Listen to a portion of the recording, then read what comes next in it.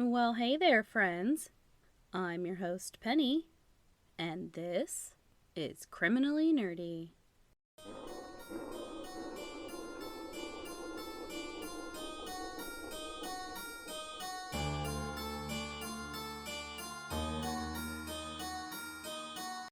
Guess who's back? Back again. I swear, every other word that comes out of my mouth just screams millennial, doesn't it? Hey everyone, how are y'all hanging in there? Hopefully your good days are outweighing the bad days. If you're having a bad day, here's a little joke to cheer you up. What do pigs use in the shower? Hogwash. Who thought it would be a good idea to let me have a microphone? Someone should fire that guy. Oh wait, that guy is me. Oh well. Anywho, since we're on to our 2-week format, the next time we talk, my house will be fully decked out for Halloween, and I am so excited, it's ridiculous. We have a whole spooky weekend planned, and I'm like Adam Sandler in Click. I just want to hit fast forward to Friday so we can get this party started.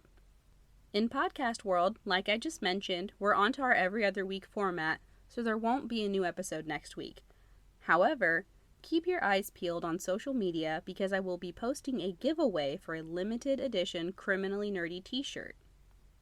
I would really like to get you all a bit more engaged with the show, so aside from my usual, hey, please subscribe, rate, review, which, of course, please go do that, but I would really like to hear from you, directly. Do you have a story you want to share?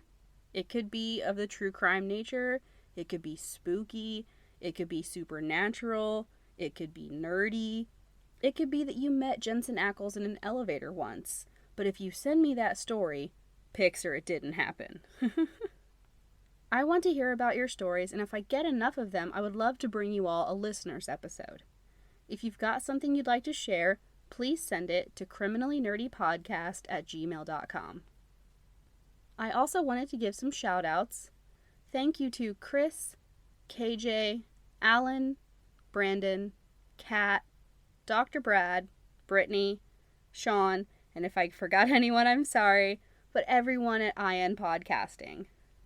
I was able to attend a meetup with them and other wonderful podcast and content creators from Indiana this week, and it was a really cool experience, so thank you very much for having me. I also wanted to give a special shout out to Jess in Alabama. Your email made my day. Thank you so much for your support.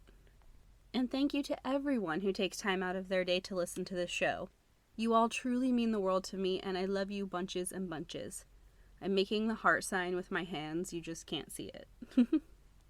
This episode is airing on September 2nd, which is National Pierce Your Ears Day, National Live Fearless Day, and World Coconut Day. It is also Labor Day, so if you're not already enjoying a 3-day weekend, call into work. Live fearlessly and don't even give your boss an excuse. Go get a new piercing and celebrate with something coconutty. Act real mysterious when you get back to work. Wear sunglasses inside. Look over your shoulder. Whisper as much as you can. Make it really weird.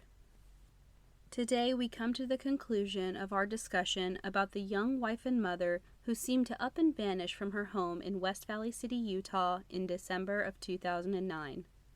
While her husband seemed unfazed by her disappearance, her family, law enforcement, and the nation continued to focus their efforts on finding the missing woman, while the case continued to take turn after appallingly twisted turn, coming to an utterly tragic conclusion that left an aftershock of heartache and outrage that can still be felt to this day.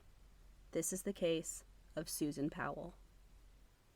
I'm going to give a very heavy trigger warning for this episode. Please prepare yourself for all of the feels because you're going to feel sick, you are going to want to rage, and this will ultimately leave you heartbroken. We will be discussing domestic violence, voyeurism, child pornography, suicide, and the murder of children. I will do my best to make it through this episode without crying, but I make no promises. Some of my sources for this case were the podcasts Generation Y and That's Why We Drink, the Salt Lake Tribune, the Susan Powell, an ID murder mystery documentary, and the Cold Podcasts website. If you haven't yet, go back and listen to part 1 so that you're all caught up. When we left off, after Susan's disappearance, her family had connected with her friends and were able to piece together some things about her life that she had been keeping secret. Her husband Josh had come out and publicly accused Susan of running away from her family due to alleged childhood abuse, so they were forced to confront the truth. They held a press conference where they addressed the allegations and dropped the bombshell that Susan had been a victim of domestic abuse, and that she had threatened Josh that if he did not get his act together, she was going to leave on their anniversary. These claims were backed up by the items discovered in her secret safe deposit box. After meeting with a divorce attorney, Susan took the advice of documenting the couple's assets by making a video of the inside and outside of their home along with their belongings. She also left a handwritten letter that she had titled Susan's Last Will and Testament, with clear instructions that the letter not be given to Josh because she did not trust him. In the letter, she said that the marriage was in serious turmoil, that she was concerned about the $1 million life insurance policy Josh had taken out on her, and left the haunting clue, if I die, it may not be an accident, even if it looks like one. So let's talk about Josh's background a little bit. Josh was born on January 29, 1976, to Stephen and Terry Powell. He and his 4 siblings, brothers Michael and John, and sisters Jennifer and Elena, grew up in Spokane, Washington. The family were also of the Mormon faith and attended services regularly at their local LDS church. At some point when Josh was younger, his parents divorced, and it seemed to be a particularly nasty one. It's been reported that whenever one of the parents had the children, they would refuse scheduled visitation or parenting time to the other, which is technically considered parental kidnapping. This is just so vile to me because they were using their children as weapons in a fight they should have never been a part of. This kind of environment was undoubtedly stressful to grow up in, and Josh's father didn't make it any easier. Stephen Powell seemed to be the main aggressor. More than anything, it seemed that he wanted to turn the children against their mother. He would say terrible, nasty things about her in front of them. Though he had removed religion from his life, he knew that his ex-wife still kept to her Mormon faith and passed that along to her children, so he told their children that she worshipped the devil and that she was a witch because, just go ahead and guess, because she had books about herbs in her kitchen. So clearly we're dealing with the kind of guy who thinks salt and pepper is the perfect amount of seasoning. While painting his ex-wife to be all things evil, Stephen Powell seemed to think it was perfectly fine to regularly expose Josh and his brothers to pornography at a young age. And this was before the internet. These were the you had to go out and rent a VHS tape or buy a magazine days. You had to seek it out. You couldn't just stumble upon it accidentally by clicking on the wrong link. Not that that's ever happened to me. If you're thinking to yourself, my gut is telling me that should be illegal, it fucking is. Look, I'm not saying anything bad about porn at all. If you're a consenting adult, go for it. But purposefully showing it to your children, that's not only a big fat, ew, gross, creepy, what the fuck, why? It is a crime. He also told the children to call their mother names, be disrespectful to her, and went so far as to encourage them to be physically abusive with her. Josh was young and impressionable, so he took this to heart. Not only was he reported to have kicked her, but on one occasion, at the age of 13, he grabbed a butcher's knife and threatened to stab her. This hostility and anger spilled out into other areas of Josh's life. I'm not sure at what age, but at some point, he killed his 4-year-old sister's pet gerbil. Things reached a tipping point for Josh at age 14 when he became withdrawn and attempted to kill himself. Some of this may have stemmed from Stephen's influence, but it also may have been the result of his abuse. Not only was he reported to have verbally and physically punished the children, having violent outbursts of anger, but one of his methods of punishment was downright sadistic. According to one of Josh's sisters, if one of the children wet the bed, Stephen would force them to lie in a bath of ice-cold water up to their neck. Like, what the actual fuck? As you can see, Josh's upbringing wasn't exactly idyllic, and he was clearly struggling with his mental health. After his suicide attempt, his mother took him for counseling, and things seemed to turn around for a little while. Josh's behavior was still strange, though. In fact, many years before he would meet and begin dating Susan, he would have an odd run-in with the Cox family. When he was 17 years old, he just randomly showed up at their home on prom night to take Susan's older sister Mary to the dance. He hadn't asked her to go to prom with him. She was already out and on her way to prom with her date. But Josh just let himself into their house, sat down, and started chit-chatting with the family. Everyone was super weirded out, but he wouldn't leave. He lingered for hours until Chuck got firm and told the young man that he needed to go home. It left a bad taste in Chuck and Judy's mouth, but Susan seemed so happy when she and Josh started dating many years later that they chalked it up to teenagers being teenagers. Maybe he hadn't learned to pick up on social cues yet. Whatever the case, they didn't want to push Susan away by outwardly disapproving of her new beau, so they kept their concerns to themselves. In early 1998, similar to how he would later meet Susan, a then 22-year-old Josh connected with 19-year-old Catherine Terry, later Everett, at an LDS singles event in Spokane, Washington. She had just moved to the area from Utah and was looking to make friends. The two dated for a short time before moving in together, living with Josh's father, before getting an apartment in Seattle in the fall of that year. The move was difficult for Catherine. It was already hard enough moving away from her family when she came to Washington, and now she had to leave the friends she had made in Utah. She felt completely isolated. Josh quickly made things worse by not allowing her to make new friends, controlling when she could see or speak with her family, and even going so far as to put limitations on how long she could talk to them on the phone. When she did go home to visit her family, Josh would insist on going with her. He persuaded her to take out a student loan, but then insisted that she put the money into an account that only he had access to, giving him complete financial control over the relationship. The lack of financial independence was yet another strain on the relationship, so the two argued frequently. During one argument, she was so scared of him that she locked herself in the bathroom while he pounded on the door. In early 1999, just over a year after meeting, Catherine traveled back home to Utah, and by a stroke of luck, Josh was not able to tag along. Seeing her opportunity, Catherine decided that she was not going back to Seattle and ended her relationship with Josh over the phone. She moved on with her life and put the troubling relationship behind her. It wouldn't be until many years later when she would see his face on the news and heard the details of his relationship with Susan that she realized how eerily parallel their experiences with Josh were. After the Cox family's press conference, tips began to pour in. A former colleague said that at a company Christmas party the year before Susan's disappearance, he had a conversation with Josh where he mentioned that the best way to get rid of a body would be to throw it down an old mine shaft. Here I thought company Christmas parties were an excuse for you to drink one too many and trauma bond with your colleagues about surviving another year, not discuss your preferred method of disposing a body. Noted. Watch out, coworkers. Shit's getting weird at the next party. There are an estimated 17,000 abandoned mines in Utah. It would be impossible to search them all. Even if they did happen to find the right one, abandoned mines are unstable and very dangerous.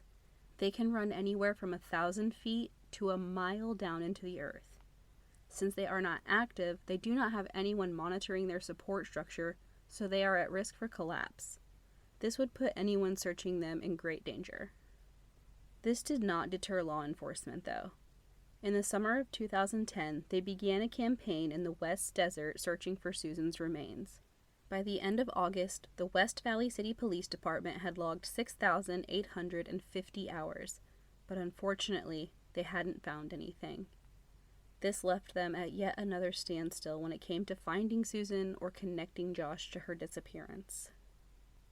Now I know you're thinking to yourself, isn't what Charlie said the blood in the house, Josh's behavior, and Susan's last will and testament enough to put this guy behind bars? As much as we would like it to be, it's not. Charlie's statement couldn't be corroborated with any physical evidence. Susan's blood wasn't enough to prove that a crime had been committed. Josh's behavior isn't evidence either.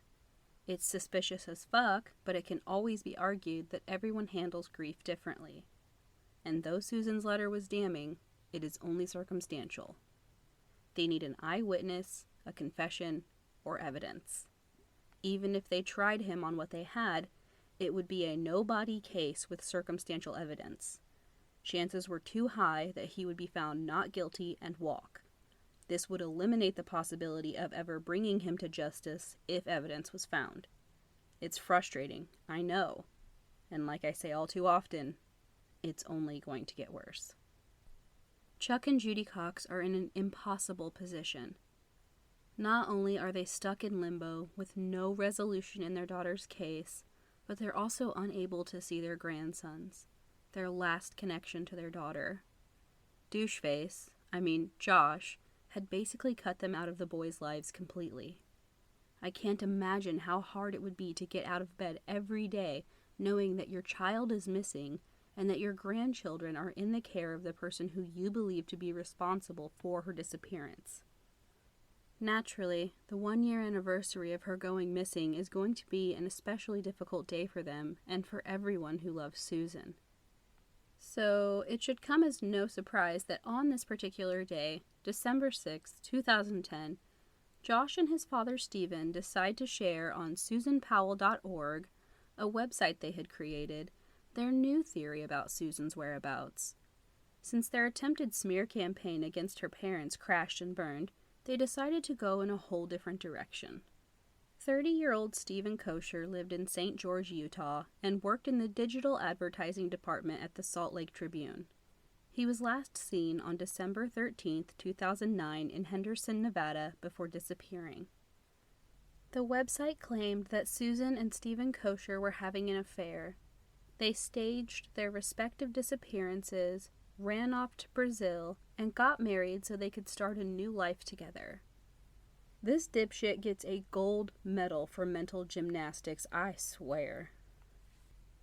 This has been looked into extensively. Other than the similarities of both living in Utah, both being members of the LDS, though they did not attend the same ward or church, and both disappearing in December of 2009, there isn't one shred of evidence connecting the two or even their families. They had never so much as bumped into each other at the grocery store. The beginning, middle, and end of this stunt was that Josh wanted to divert attention away from himself by attempting to tarnish his wife's reputation and ultimately place blame on the victim. Well, Josh poked the wrong bear. The families were already feuding, but this pushed Chuck to a breaking point that resulted in an argument between the two at their local Lowe's in early August of 2011.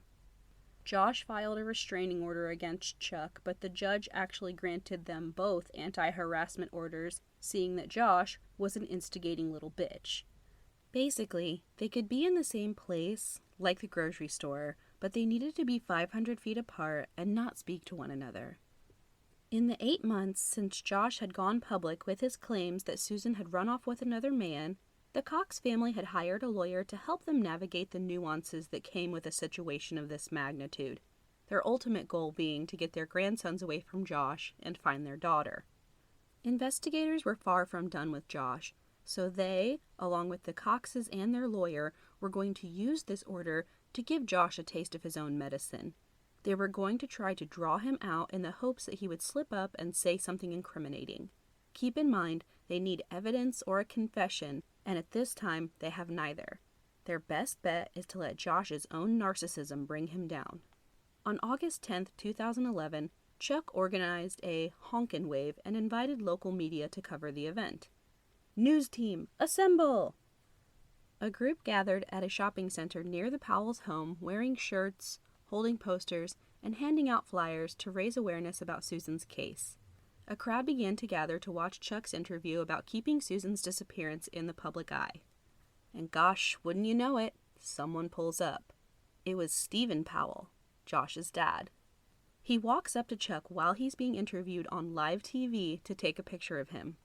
Reporters asked why he's being hostile towards a grieving father trying to spread the word about his missing daughter, and Stephen says he wanted to document Chuck's presence at the shopping center because he was in violation of a restraining order. Chuck was cool as a cucumber about it. He happened to have a copy of the restraining order with him, which he pulled out to prove he was not in violation of anything. While Steve was floundering, here comes Josh. He pulls up with the boys in the van, seeking sympathy, telling reporters that he and his family have been under attack and that Chuck Cox is to blame. Before they rush off, Stephen can't help but go for one last little dig at Chuck. He says, quote, "We've got a lot of information about the Cox family, about Susan, a lot of it from her journals, a lot of it from Josh. He lived with her for 8 years before she left. He knows a lot that is not in the journals, but the journals confirm what he knows that Susan told him about her family." On live TV. Great Odin's Raven! Journals? Susan's journals? With details about her life? Sure sounds like evidence to me. When they went on camera flaunting that they had these journals, it opened the door for investigators. The journals could contain information about this alleged other man. Additionally, if they had any details that may lead to solving her disappearance, they needed to be reviewed by law enforcement.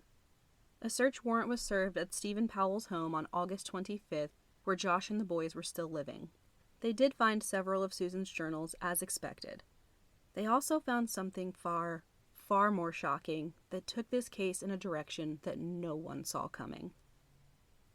Prior to the search warrant being executed, Susan's friend Kiersey and one of Josh's sisters had come forward with information that Susan Powell had made unwanted sexual advances towards her when she and Josh lived with him in their early marriage. Susan had confessed that though they had moved to Utah to be closer to Josh's mother and sister, it was also to get away from her father-in-law, who she regarded as the most despicable, evil, disgusting man in the world, recounting times where he would come up to her and try to touch her, and had even tried to sneak a camera underneath the bathroom door to get pictures of her. Stephen vehemently denied these accusations. Despite his claims to the contrary, investigators were now faced with the full extent of his deeply unhealthy sexual obsession with his daughter-in-law. As uncomfortable as that is to hear, steel your nerves, because the next couple of minutes are going to be extremely unpleasant. The state of the home in general was quite overwhelming. It was cluttered with boxes stacked floor to ceiling in some areas. Clothes were strewn about in piles. There were even used tissues just laying around. Charlie and Braden's room wasn't ideal. They shared a futon and had a few toys, but the majority of the room was taken up by Stephen's bookshelves that lined every wall.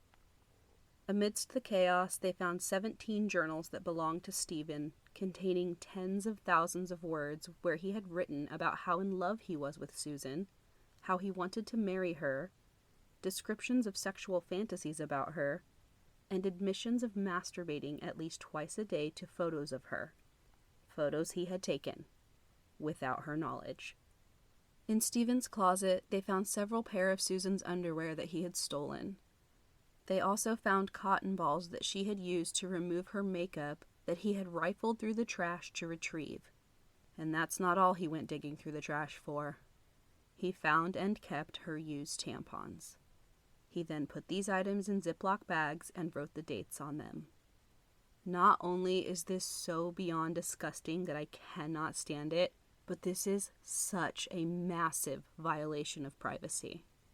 Oh, and did I mention that Stephen was also an amateur singer-songwriter who went by the name Stephen Chantray online?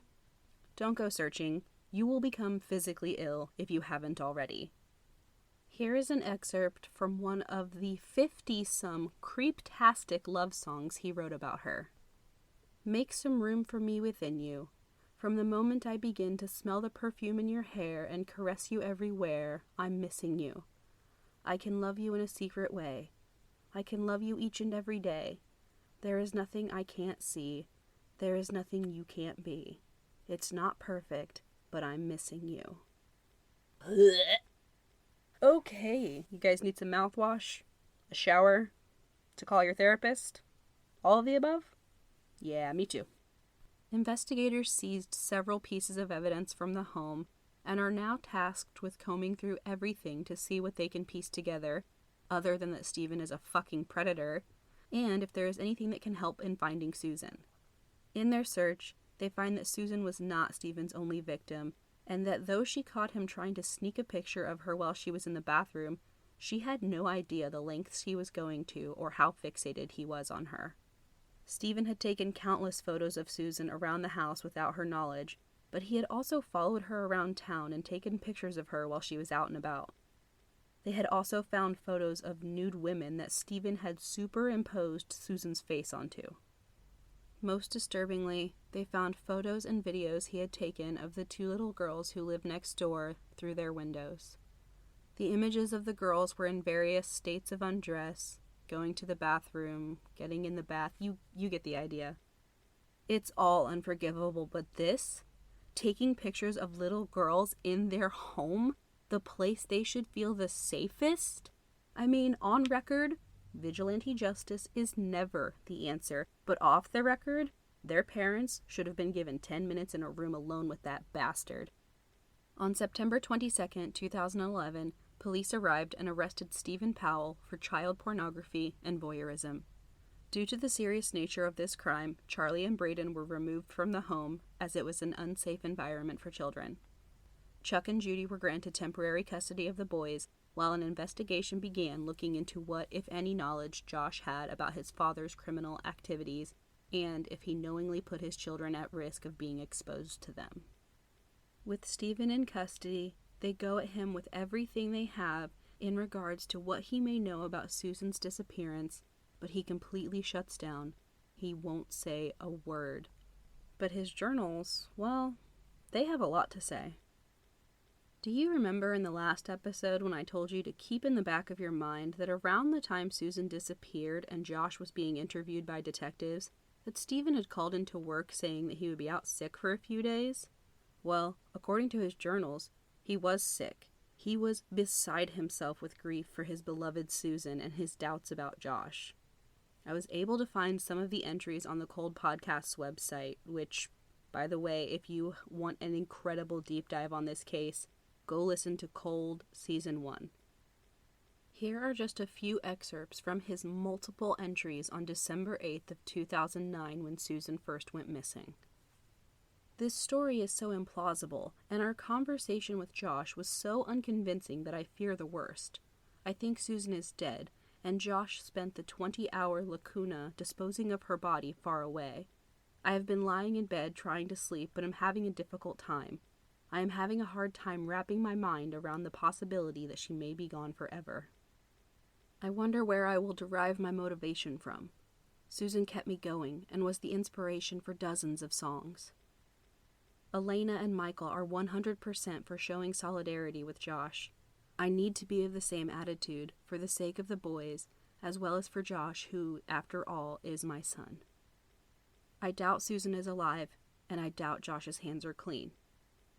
I want Josh to be with his boys, but I am also angry with him for murdering such a beautiful woman. It is so painful to know that I will never see Susan again. I feel like that is reality, in spite of the missing person report that went out in the media today. That's the way it stacks up in my mind. I feel like Josh did a truly stupid thing, and probably disposed of her body in a very grotesque way. I think he probably went to some former industrial land just west of West Valley City and cremated her. So he may have been publicly standing by Josh's side, but his writing sure had some strong opinions. Even without Stephen talking, things look like they might be starting to line up for investigators, thanks to another member of the Powell family. Josh's brother, Michael Powell, a doctoral student in cognitive science at the University of Minnesota, popped up on their radar when it was discovered that on December 22, 2009, just 2 weeks after Susan's disappearance, Michael had sold his 1997 Ford Taurus to a salvage yard for $100. They desperately wanted to find that car, but figured it would be a long shot since it had been over 2 years and it had likely been destroyed. To their surprise, the car was still sitting in the lot at Lindell Auto Salvage in Pendleton, Oregon, which sits right off I-84 near the Oregon-Washington line. Detectives were sent to verify that it was, in fact, Michael Powell's vehicle, while another team of detectives were sent to Minnesota to speak with Michael. When they questioned his whereabouts at the time Susan went missing, he said that he had been at his father's home in Puyallup. When he heard about Susan, he went to Utah to be with his brother for support, arriving on December 12, 2009. However, his whereabouts from the 4th of December until the 12th of December are somewhat of a mystery. There is little to no corroboration of his whereabouts during this time other than his father. Isn't that convenient? Detectives in Oregon were able to confirm that the car located on the lot was indeed Michael Powell's car. Cadaver dogs were taken to the lot, and wouldn't you know it, they alerted on the trunk of Michael's car. It was immediately loaded up and taken back to Utah for forensic testing. Michael must have assumed, as investigators initially did, that the car had been destroyed, because when they told him that they had his vehicle in evidence, he too shut down. Must run in the family. Michael would only say that he had no idea what happened to Susan, and from that point refused to meet with investigators or even take their calls.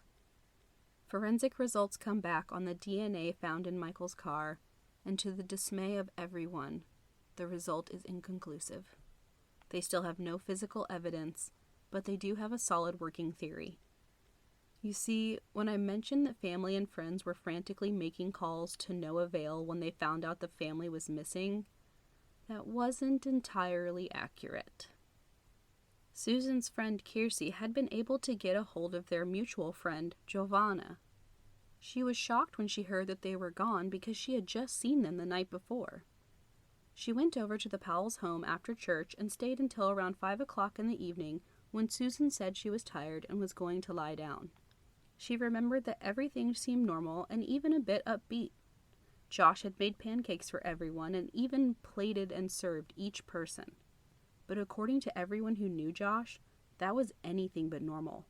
Josh rarely ever cooked.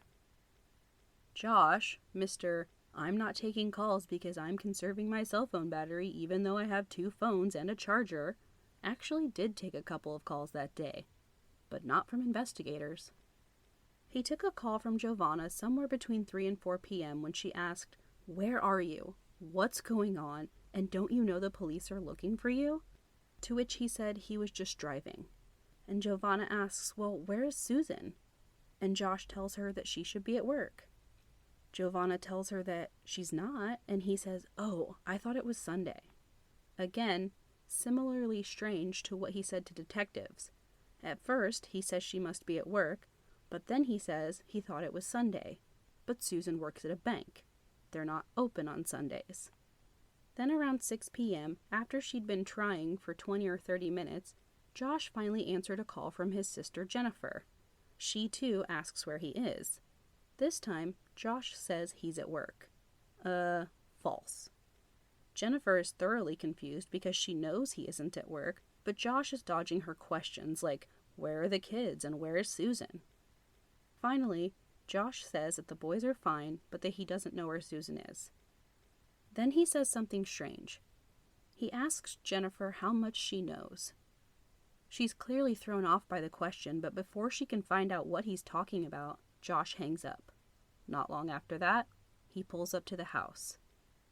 The house, where, if you recall, had a radio that had been left on, playing pretty loudly. The investigators' working theory was that Josh had put something in Susan's food, explaining why he uncharacteristically cooked and even served each person their plate. It would also explain why not long after, she told Giovanna that she was tired and was going to lie down at 5 o'clock in the evening. After she was out, he likely killed her by smothering or strangling her. He then moved her, covered in blankets or tarps, and the various other items into the van. The radio being on was likely to disrupt the noise the children or even neighbors would have heard. After leaving in the middle of the night, he drove out and disposed of her body. But here's where things get a little bit tricky. The thought is that once he returned home and realized how much attention was already focused on trying to find her, he was worried about wherever he had left her, so his brother Michael helped move her body and disposed of it elsewhere. Afterwards, Michael sold his car to a salvage yard where any potential evidence would be destroyed. While his father was clearly distraught by the situation, it's likely that he supported the plan because in another excerpt from his journal on December 8, 2009, he said, quote, "That he could do such a thing once suggests that he could do it again. If things go too badly, he could murder the boys and hang himself to avoid going to prison." While investigators were still working to find evidence, following tips that led to conducting searches in the Topaz Mountains in Utah and abandoned mine locations in the mountains in Ely, Nevada, Chuck and Judy were preparing themselves for their upcoming custody case against Josh. Courts tend to favor the reunification of parents and children, but the Coxes were scared for the safety of their grandchildren. They went on an investigation of their own. They went to the courthouse themselves and made copies of the over 300 pages from Stephen and Terry Powell's divorce. They and their lawyer felt that it showed a clear pattern of dysfunction and Josh's history of violence and mental illness. It was their hope that this would be enough to stop him from being able to regain full custody of Charlie and Braden. Just days before their custody hearing was scheduled, Michael Powell reappeared in the story. He launched a Google site called For the Kids, which he spelled with no spaces, the number 4, the KIDZZ, super profesh, accusing Chuck and Judy of abusing the children and that social services was turning a blind eye to the mistreatment because they were biased against Josh. He also accused the West Valley City Police Department of gross incompetence in their handling of the case and outright harassment of Josh Powell. A judge quickly ordered the site be taken down, with Michael's own sister saying that he was grasping at straws. The custody hearing took place on February 1st, 2012. Chuck and Judy presented all of their evidence. Josh was able to make a statement where he told the judge that he had never harmed his children. He was there in their best interest and believed they should be with him. He addressed his father's arrest, denying that he had ever subjected his children to any person or environment that he considered to be unsafe. You serious, Clark? Josh had undergone previous evaluations that concluded he did have adequate parenting skills and no criminal history, but there was concern that he was a person of interest in an ongoing criminal investigation. It was also noted that he had overbearing behavior with his children, persistent paranoia and defensiveness, and refused to admit to personal shortcomings consistent with narcissistic traits. There was some back and forth, but ultimately the judge determined that the children could not be returned safely to Josh's custody at that time. Because of the nature of the images found in the home he was living, the judge ordered that Josh would need to undergo a psychosexual evaluation. Once the results of that had come back, they would revisit custody. Until then, he would be allowed supervised visitations with Charlie and Braden. Chuck and Judy were upset because they didn't want the boys having any contact with Josh due to their concerns, but they had to respect the judge's ruling. This case has spiraled from one horrifying twist to another, but I have to warn you to brace yourself because this is undoubtedly where the tragedy hits its ultimate crescendo. February 5th, 2012, Super Bowl Sunday. I remember it like it was yesterday because we were hosting the Super Bowl for the first time here in Indiana. It was the Giants versus the Patriots. It was palpable how alive the entire city was with excitement. That day will mean something very different to me from now on. It was also the day of Josh's first supervised visit after the judge's ruling. Right around noon, social worker Elizabeth Griffin Hall pulled up to the home that Josh had rented in Graham, Washington, with a bundled-up 7-year-old Charlie and 5-year-old Braden. Josh was waiting for them at the front door. As the boys got out of the car, Josh called out, "I have a surprise for you." Charlie and Braden ran excitedly up the driveway, with Elizabeth following right after them. As soon as the boys were inside, Josh looked Elizabeth right in the eyes, slammed the door in her face, and locked it. Shocked and confused, she knocked on the door, but he wouldn't let her in. Her shock quickly turned to panic. She began pounding on the door, ringing the bell, and shouting for Josh to let her in. Then, from what sounded like the back of the house, she could hear one of the children crying. In that same moment, she noticed the very distinct smell of gasoline. She immediately knew that something was very, very wrong. She rushed back to her car and called 911. The call was placed at 12:08 p.m. She explained the situation clearly, but the operator on the other end was pretty dismissive. She told him that she was going to pull out of the driveway because she was afraid for her safety due to the smell of gasoline. She stated repeatedly that Josh had the children in the house with him and that she was supposed to be supervising their visit, but he had locked her out. Still, the operator was pretty meh about it. Elizabeth was fed up and asked point blank how long it was going to be until someone arrived, and the operator said, quote, "I don't know, ma'am. They have to respond to life-threatening situations first. The first available deputy," and she cut him off mid-sentence and said, "Well, this could be life-threatening. He went to court on Wednesday and didn't get his kids back. I'm afraid for their lives." The operator asked a few more questions before they ended the call. Elizabeth then moved her car and waited for help to arrive, but it didn't arrive in time. An explosion of flames engulfed the home in a matter of minutes. Help still hadn't arrived, so Elizabeth had to place a second call to 911. First responders were on the scene quickly after that call, 22 minutes after the first call. It would be hours before they were able to get inside. When it was all said and done, the raging fire had completely obliterated the home. The fears Susan Powell had expressed about what Josh was capable of years earlier had just played out in the most horrific way. The details that followed revealed how truly heartless Josh's last actions were. All three of their bodies were found in the back bedroom. Charlie and Braden had hatchet marks on either the back of their head or the back of their necks. I've read both, so I cannot say with certainty which it was. Whatever the case, both of these sweet, innocent little boys were bludgeoned from behind by their own father.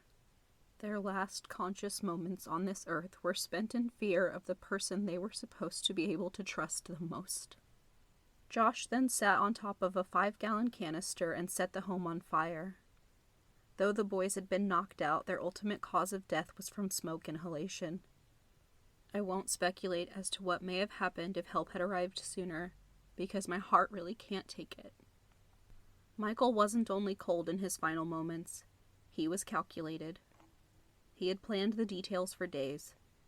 He had gone to the bank and closed out his account, withdrawing $7,000. He had given away all of the boys' toys, books, and clothes. He purchased the gas used to set his sinister plan into motion.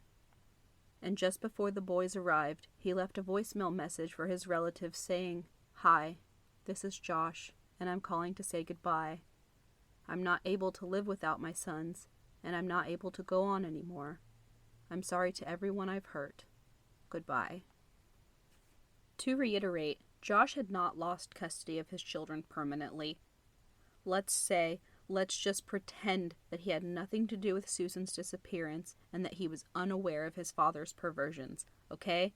So even if I'm looking at you through the world's strongest prescription, rose-colored lenses as a man who suffered the unsolved loss of his wife, has been the subject of public scrutiny, and has had to deal with the temporary loss of custody of his children due to circumstances outside of his control, he still had several fucking options. Do the psychosexual examination. Do what the courts have required you to do to regain custody. In the meantime, you still have visitation. You didn't have to live without your sons, and you surely didn't have to take the most incomprehensibly cruel route of taking their lives. Several have theorized that his motive was far more selfish. The boys were the only potential witnesses to what had happened on the night that Susan had disappeared. They were getting older, beginning to understand things more, and becoming more articulate. They were also living with their grandparents, so it would only be a matter of time before they felt comfortable and safe enough to start talking about what, if anything, they knew about what happened to their mother. No one can say for certain, but his actions sure as shit aren't those of someone who is innocent. No matter what the truth of the situation was when it came to his involvement with Susan's disappearance, Josh is an unforgivable monster. I would say rest in distress, but to be honest, I don't want rest to be part of the equation. Writhe in eternal agony, you son of a bitch. Chuck and Judy were, understandably, devastated. Not only had they lost their daughter, but they had now lost 2 innocent grandsons, whose safety they had been fighting tooth and nail for. I cannot even fathom that kind of pain. I would be burning cities to the ground. They weren't the only ones who were devastated. Friends and loved ones were in disbelief. The whole nation mourned. I can't remember where I read it. I would credit them if I could, but someone called this a family annihilation in slow motion, and that's exactly what it was, and it played out on national news. Stephen was told about his son's actions while he sat in jail awaiting his trial for being a sick fuck. He was unflinching, and though they leaned on him again, he still gave them nothing. Perhaps to not implicate himself or anyone else.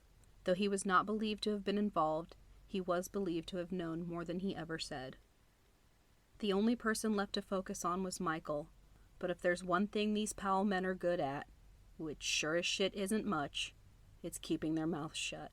Before they could gather any additional evidence, investigators received a call from the Minnesota police that on February 11th, 2013, just over a year since his brother had murdered his sons and killed himself, Michael had jumped from a 7-story parking garage and committed suicide. He did not leave a note or make any calls prior. He left no indication as to what, if any, level of involvement he had with Susan's disappearance. Michael was never charged, but was believed to have helped in disposing of her body and/or evidence. On July 13, 2015, Susan Powell was found guilty on 14 counts of voyeurism. I couldn't find why, but the child pornography charges were thrown out. Dismissed or not, I don't need a verdict, nor does anyone else. Everyone knew what a despicable person he was. He was sentenced to 5 years in prison and given credit for the 17 months he had already served. He was released from prison on July 11, 2017, which is ludicrous to me. He should have rotted in there until the day he died. However, in sweet poetic justice, he didn't have a home to return to when he was released because his home was sold to the mother of the girls he had victimized. Can I get a hell fucking yeah? And as a favor to the world, his last day wasn't far off. Susan Powell passed away the next year on July 23, 2018. Unfortunately, being a piece of shit until his last moments, he refused a deathbed confession. Whatever he may have known, he took to his grave with him. To Susan Powell, the vile, disgusting waste of a human being, I say with my whole chest, rest in distress, motherfucker. Chuck and Judy had Charlie and Braden buried side by side next to a memorial of their mother who watches over them. In July of 2020, Chuck and Judy Cox were awarded $98.5 million in the wrongful death suit of Charlie and Braden Powell. They claimed that the state and the DHS failed to protect the boys from their father, and a Washington judge agreed. Susan's family has campaigned for Washington to pass laws that would restrict or block visitation rights of parents who are being investigated for murder. They continue to advocate for victims of domestic violence and strive to keep Susan, Charlie, and Braden's memories alive by helping others, which they do in a variety of ways, including public speaking engagements and keeping the SusanCoxPowellFoundation.net website running. On July 1, 2013, the active investigation into Susan's disappearance was closed. She is considered missing and presumed dead. And that, my friends, is the incredibly tragic case of Susan, Charlie, and Braden Powell. If you have any information about the whereabouts of Susan Powell, please call the West Valley City Police Department at 801-965-5320 and ask for Detective Haywood. If you would like to remain anonymous, The cold case tip hotline is 833-377-7233. It's a long shot, I know, but maybe, just maybe, someone out there overheard someone, somewhere, say something. If there is any chance that it could lead to where Susan might be, it's worth making the call to find her and lay her to rest with her boys. If you or someone you know are dealing with domestic violence, help is out there. I will link the Susan Powell Foundation in my show notes along with other domestic violence resources. I know that just saying it and linking it isn't enough, so hear me when I say this. If you think no one cares, I do. I fucking care. If you lived close enough to me, I'd show up with my pink baseball bat and escort you somewhere safe myself. I'm not a very intimidating looking person, I admit it. However, if someone sees my short, late 30s self coming at you with fire in my eyes and a bat in my hand that was specifically chosen to be emasculating as fuck when I swing it, it's enough to make someone think twice. Sadly, I can't be everywhere, but I promise you, there are people near you who care just as much as I do. If you're too scared to Google the resources in your area, email me, DM me, tell me your city, and I will drop whatever I'm doing and search for you. I will send you anything I can find. It's dangerous to leave, so be safe, but know that it's possible. There is help available, and there are a lot of people out there like myself who will do whatever they can to make sure that you and your children, if you have any, are protected. That's all I've got for you today, my guys, gals, non-binary pals. Please make sure to rate, review, and subscribe wherever you're listening so you never miss an episode. If you would like to make a donation to the podcast, there will be a support the show link in the show notes, or you can go to buymeacoffee.com/criminallynerdypodcast. You can find me on Facebook, Instagram, and TikTok at Criminally Nerdy Podcast, Twitter, X, whatever, at Crime Nerd Pod, or shoot me an email anytime at criminallynerdypodcast@gmail.com. Till next time, keep it nerdy.